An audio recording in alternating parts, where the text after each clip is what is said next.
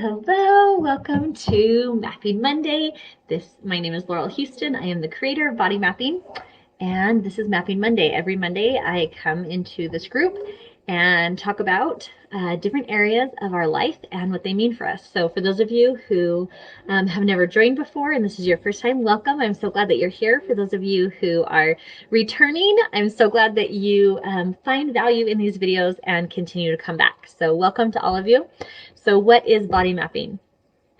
The short answer, body mapping is a combination of body language, anatomy and physiology, spiritual things such as Louise Hay, all tied together, FBI studies, and 20 years of experience to tell you you look the way you look for a reason. And I use body mapping to, hi Ginger, I use body mapping to help you learn to love your body at a new level. Body mapping is based on your own measurements and your own proportions and symmetry. And so your body measures your body. And the beautiful part about that is that my thumb measures my eye, but my thumb will never accurately measure anyone else. So as soon as I compare myself to anyone else, I'm wrong about who they are and I'm wrong about who I am. So today, the card that I pulled is hands. And there are actually two cards for hands in the body mapping deck because hands have a lot of meanings because there's a lot to your hands. So please keep in mind, I try to keep these videos to around 20 minutes. So when I hit the 25 minute mark, if I haven't covered everything in hands, I will do hands again next week. Because our hands are about connection. Our hands are about creation. But our hands are also, each individual finger has something. The shape of your finger, your knuckles, your fingernails, the skin on your hands, all tells me different beautiful things about you. So let's get started, and I will try to get through as much of this as I can. The first thing with hands, so if you were to take the body and split it down the middle, your right hand is your masculine and future, your left hand is your feminine and your past. And so when we are doing things with our hands, if you only have a symptom in one, look at what side of the body it's on, and that'll give you a hint as to what you need to do with that information. The other thing I need you to do is I need to actually see if your hands are proportionate to each other. Not everyone's hands are the same size. So if you just take your hands, put them together, make sure that your wrists are aligned, and then see if you have a hand that is taller than the other one. The reason for this, when we are in utero, we are a flat disc of cells, and then a certain hormone is introduced and we fold in half. And the fold back here becomes our spine, and the place where we merge together becomes the center of our body.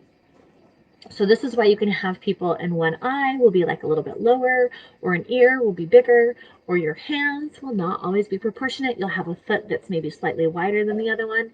It's because they started out on opposite ends of the taco and then came together. So it is actually very normal and very common for people to have slight differentiations. So if you have never, up until this moment, noticed that one of your hands is slightly a different size than the other, then don't pay attention to it. But if you, your entire life, have put gloves on and been like, yep, this hand's bigger, you've known forever, that has significance. So if you have a hand that is larger than the other one, that is your dominant hand. Now, before you get confused, because I'm not talking about what hand you write with or any of those, what I'm talking about is when it comes to your creation or your connection, there is a certain energy that when you are in, you are more powerful. So for example, if your right hand is slightly larger than your left hand, it is easier for you to connect with other people, and it is easier for you to create big projects when you are in masculine energy. So if your left hand is slightly bigger, it's easier for you to create projects and be very detail oriented or connect with other people when you're in that feminine energy. So hands as a whole are about connection and creation. Now, the most asked questions that I get about hands are about joint pain, so knuckles, and then dry skin, dry cracked skin. So in body mapping, and whenever I talk about symptoms, I always make this very clear. I am not a doctor. This is not prescription information. Please, if you have someone that you're working with for your physical health, please consult them. And with that being said, when your body has a message for you, when your spirit has a message for you, it has to tell you somewhere. So, hey, Tasha. So your hands, because they are about connections and because they are about creations, when your spirit feels like it is being disconnected, or it is that you have stopped, you've started procrastinating, that will show up in your hands. Let's see, Aaron asked, what does it mean if they are the same? So whenever things are proportionate, they're the same, then you look into other factors. So kind of along the lines of what I was mentioning before, if your hands are the same size, which is the most common, it actually goes more towards your eyes and your belly. So I know that was kind of a non-answer, Aaron, but I can't give you a short answer for that one. So as we talk about skin, though, that might actually give you more of the answer that you're looking for. So the two most common things with hands and the symptoms that come up are joint pain, knuckles, and skin. So with joints, joints are all about flexibility. And when we are being stubborn or immovable in our thought process or in our habits and actions, it shows up in our joints, all of our joints. So each joint, though, has its own. So if you're having knuckle problems, that is specific for connections and creation. You're procrastinating a project. You have multiple times felt inspired to reach out and contact someone that you have love or care for, and you're not doing it for who knows what reason. But those kinds of things are going to show up in your hand, versus if you have hip pain, that's about your ability to progress forward. So joints as a whole over your entire body are about being stuck or being immovable. That's why you feel immobile. That's why it hurts.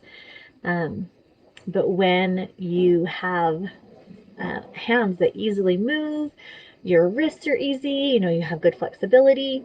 I didn't realize, so I was a cosmetologist for several years, and I have really strong fingers, and I have the ability to bend at will my top knuckles because it was easier to shampoo people's hair. I didn't realize that not everyone could bend those top knuckles until I did it once, and people were like, that's freaky. Well, no, for me it was necessity, and I get really good scalp massage. So I have no joint problems. But that's because I love to create and I love to connect. And because I know that about myself, I purposefully take time on a daily basis to do those two things. So I do not have joint problems. So, what if you are a writer and you're typing all day long? Well, when you have writer's block, you'll have joint problems. When the message is flowing and you can just type it out, even if you've been typing for 14 hours, you don't have joint problems because it's flowing. There's no reason to feel stuck. If you are someone who does large crafts, small crafts, whatever, but if you are someone who has started a project and then got stuck in what I call pop cycles, perfectionism, overwhelm, procrastination. So you start a project, you start getting into perfectionism, then you get overwhelmed because if I can't do it right the first time, why do it at all? And it's not going to be the way that I thought it would. So now you're in overwhelm. So then you start to procrastinate doing it and finishing it, because I do my best work under pressure anyway. Okay? You're going to have problems with your hands. You're going to feel tightness, especially in this first set of knuckles. Okay? If you are feeling very protective, you will actually feel the pain when you make a fist. So if you are feeling like you need to protect others, but your ability to do so has been stagnated or removed, it's hard for you to make a fist. Because think about why we make a fist. We do that to protect ourselves. We do that to protect people we love. And when we cannot protect our creations and we cannot protect our connections, it gets hard to make a fist. Okay? Think of a lot of older men who have become debilitated with their health and they can't protect or provide for what they love. They start to get a lot of problems with their hands. Skin, dry skin. So here are some factors with dry skin. If you are outside in cold, freezing, suck the moisture from you weather, you're going to have dry skin. Drink more water, get a high quality lotion that doesn't have any parabens or alcohol in it. Okay? Cold air dries out skin, period. But what if you live in somewhere with high humidity that doesn't have cold weather? What if you are someone who is in the Bahamas or in Hawaii and you're always around humidity and it's always warm and you have dry, cracked hands? The symptom does not match the environment. And so that is not a message from the environment, that is a message from your body. And it is saying when your skin dries out, you are overworking. Dry skin on your hands is a sign of overworking. So a lot of women get dry, cracked hands around the holidays because they are creating a lot, they are connecting a lot, but they're either not allowing themselves to receive, or they have no one that is reciprocating what they are offering. So no one's telling them thank you. There's a lot of demands on them that, well, you're the cook, you're the cleaner, you're the whatever, so do this. So women who have chronic dry hands tend to be either of the mindset or in the environment that they are expected to do a lot without appreciation.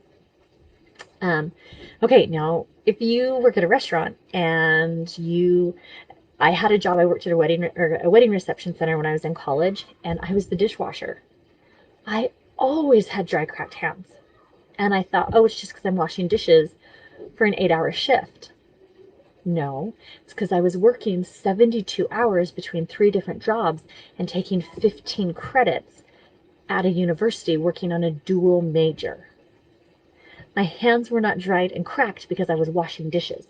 My hands were dried and cracked because I had so many projects that were sucking the life out of me.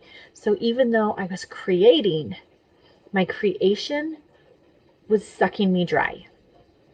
And that's why you have dry hands. Okay, what about when kids have dry hands? Kids who feel like their creation is stifled, they will get dry hands. Kids that are feeling unprotected will get cracked knuckles. And I say kids, but really anyone who feels unprotected will get cracked knuckles. Anyone who is feeling like life is just sucking the will to thrive out of them, they'll have drier skin. And then on the other hand, you have people that always have soft, supple skin. They nurture themselves. They're very good receivers. Okay? They allow the nutrition and the nurturing that they need, they allow that into their lives. So, Laurel, you're telling me that if I let people help me more, I won't have dry, cracked skin on my hands? Yep. That's exactly what I'm telling you.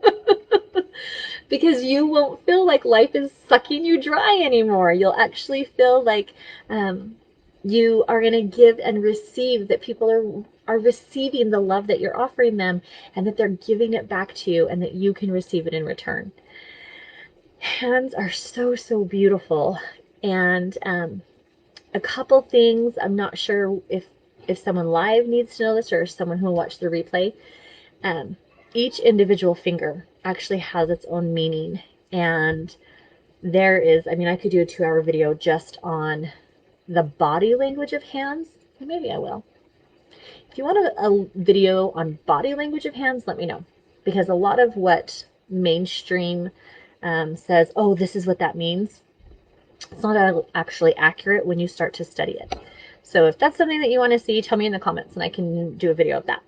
But hands are When you have things happening to the palms of your hands, this side of your hand is actually the work side. So think about where you get calluses. So this is the work side of your hand. This is the intimate side of your hand. Okay? Think about that for a moment. If someone actually, um, if someone accidentally touches the side of your hand, you don't think much of it. But if someone strokes the back of your hand when you're shaking their hand, or you give a high five and they grab your hand and they do a little rub, if you don't have a deep connection with them, it is very intrusive that they just rubbed the back of your hand. That's because the back of your hand is an intimate part, compared to this side of your hand, which is the work side. See, are you telling me that my skin is dry and my family has soft, supple skin because they are sucking the life out of it? Correct. You are giving and giving and giving, and either you are not allowing yourself the love that they are trying to give you in return, the gratitude that they're trying to show you, or you have given so much that they just expect it and there's no appreciation. And so it's, yep. And when people, so here's I'm going to bring in a little bit of body language. Okay, Lacey said, yes, please do a body language video. Okay. So when people lack boundaries, they talk less with their hands, or as they talk, they push. They push as they talk, because they're trying to push people away from them. When people have boundaries, their words tend to speak this way, and they tend to actually beckon people to them. So when you say to someone, "Oh, thank you," your words and your actions didn't match. And if you have done that over a lifetime, "No, I don't need help." Do you see how that doesn't match? "No, I don't need help. Thank you." "No, I don't need help." "Yes, I need help. Come follow me over here. I need help." Um, but it very much affects your skin. So in my family, it's about half and half. And half of us have, let's see, body language on hands, especially thumbs. Oh, thumbs are fun. Okay, so in my family, we have like 3 siblings that have really combination skin. They have some oily spots, and the rest of us have super dry skin. Um, you can always see all of the definition on the skin, and yet it's still very, very soft skin. So you can have, like I don't use, so for those of you who are into makeup, I never use matte foundation on my skin because my skin is too dry and it'll look scaly. If I get moisturizing face cream, I have to use the night moisturizer on my face during the day, because that's how dry my skin is, but it never cracks. And that's the difference. So if you're like, "Oh, I never have dry, cracked skin," and all of a sudden you do have dry, cracked skin on your hands, ask yourself, have I overexerted myself? Have I said yes when I've actually meant no? Am I sacrificing my own creations for everyone else? Because that is definitely something that's going to show up in your hands. So for those of you that are saying, "Well, I'm just getting really stiff," ask yourself, what project did I start that I have not yet finished? Whether it's a relationship or a project. Because if you have an unfinished relationship, you probably have chronic joint pain, especially in your wrists, because your wrist is what connects your connections and your creations to your ability to lift yourself and others. So for those of you that have watched the arm video, you know that your arm, the lower part of your arm, let me see if I can get in, the lower part of your arm, so from your wrist to your elbow, that's your ability to lift yourself. From your elbow to your shoulder, that's your ability to lift others. So your wrist is the connection between your connections and your creations and your ability to lift yourself. So if you're having wrist problems, you have connections or creations that do not uplift you. and it's coming out here. Or you have something that's unfinished. You have regret and resentment and procrastination. And so finish your projects. That's the simple answer there. Thumbs. The number one question I get asked with thumbs is, I have a child who sucks their thumb. Okay, that's self-soothing. Your thumb is one of two things, and it can be both. But your thumb is about ancestry and your connection to the past. So the more of a hitchhiker thumb you have, the more connected you are to your ancestral line, versus if you have a straight thumb, you focus more on connections here and now. But your thumb as a whole is actually willpower. So when people are struggling with willpower, they'll chew themselves apart. Or when they are needing comfort, they'll suck. Have you ever watched an adult and they'll blanket their thumb because they're really worried about something, or they are trying to hold their tongue, and so they'll bite. But thumbs have a lot to do with willpower and connection to our ancestral line and family connections. So when people have joint, okay, and here's the other thing with your thumb. Your thumb joint is actually all the way down here. So this joint for your fingers, for your thumb, it's all the way down here. That's what actually allows you to do that. So this joint is this joint, and this joint is that joint. If that helps you with your thumb. But when we have problems down here and by the wrist, that is that we are not protecting ourselves specifically from family members usually. Okay, so is it on your right side? Because that is the masculine side of your family, or is it on the left side, the feminine side of your family? Please keep in mind, masculine and feminine does not necessarily mean male and female. It means, are they in push energy, masculine? Are they in pull energy, feminine? Are they in provide energy, masculine? Are they in nurture energy, feminine? So feminine and masculine energy, do not confuse those with gender roles. It's very, very different. We all have masculine and feminine energy, and they have very specific roles in what we do in a regular basis. Okay, what are some of my other very, very common questions that I get asked with hands? Oh, fingernails, because I mentioned them. I'll go a little bit more into that. When people chew on their fingernails, that's an inner world problem. They're literally chewing themselves apart. So when they chew on the fingernail, they're chewing apart their ability to protect themselves. When they chew on the flesh, so they're chewing on like the skin around here, it's a heart problem. So nails are about protection. The cuticle is what nurtures the nail. And so usually when they're picking that apart, either they're picking it or they're chewing it. The cuticle is what nurtures the nail. So there is a connection problem with those who would be in a relationship that would nurture them. If they're chewing on like the actual skin, they are literally chewing themselves apart. There is from the inside out, because your skin covers all of you. And so when with dry skin, if it is a message, if it starts with your hands, that's about connection and creation. If you only have dry skin and it's around your mouth, that's about your words and your messages. Are you feeling heard? Are you over speaking? If you have a dry forehead, are you overthinking? Because your forehead is all about discernment and decision making. So I believe I've done a video on skin. So if you have questions about skin, I think it is actually called gratitude for your body, but I went on a skin tangent in that video.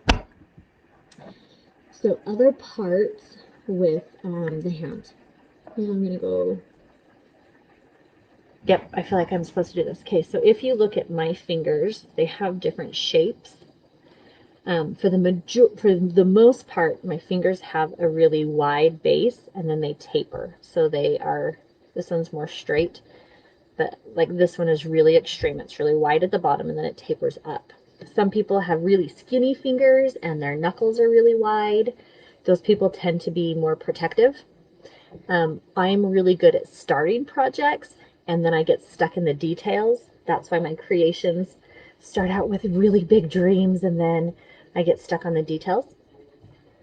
People that have like really long, I always think of piano player fingers, they're really long and thin.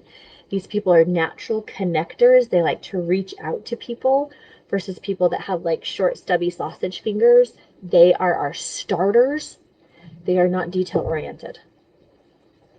What about fragile fingernails? They break on their own.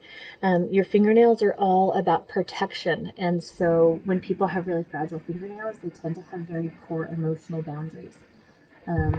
So a lot of children have really fragile fingernails. Part of that is that until you pass puberty, the way that your body produces keratin, which is in both your hair and your fingernails, it isn't as strong as it should be. This is why you can give a little girl a perm and her hair just relaxes within days, and it has a lot to do with the keratin strands in her hair that aren't fully mature until puberty begins. So that's part of it. That's the physiological part of it. But the emotional part of it is children don't have good emotional boundaries. And as they grow older, they get more, their nails get stronger. And if they are taught emotional intelligence, then their fingernails get stronger as well. Think about old people that have like cement nails. They have very rigid, strict, hard emotional boundaries. And if they don't, then they still have very fragile, easy to break fingernails. So that is the other part about body mapping, is that I take into consideration the physiological part of it. Someone asked if I would do a video on hair. Sure, no problem. But with hair, you have to know that the 3 H's, health, heredity, and hormones, are all a factor.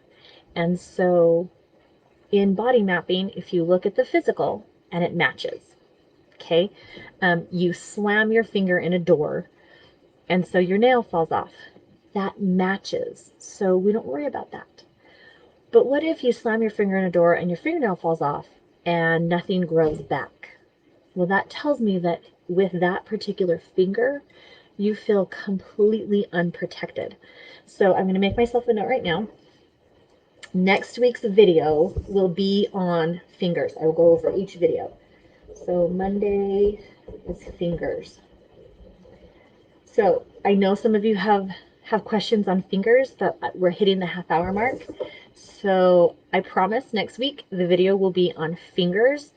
And if you still have questions about hands that didn't get covered, post them in the comments so that I can tell you more about hands and fingers next week. Yes, I want to honor the half hour. Lastly, I had a couple of you just really quickly